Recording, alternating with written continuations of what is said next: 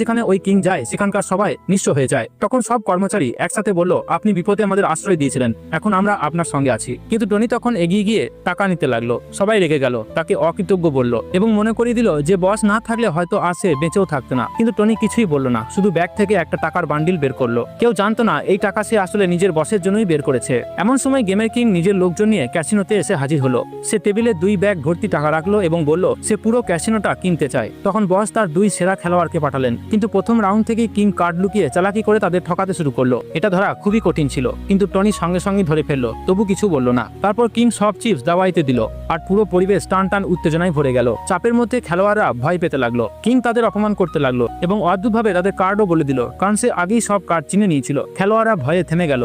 King মজা করে বলল সে গত 10 বছর ধরে এভাবেই করছে। তখন টনি বলল এবার সে খেলবে। সবাই বলল চুপ করো, কিন্তু শেষ পর্যন্ত 2 শীর্ষ খেলোয়াড় হাল ছেড়ে খেলা থেকে সরে দাঁড়ালো। এখন কিং আরো বেশি উদ্ধত হয়ে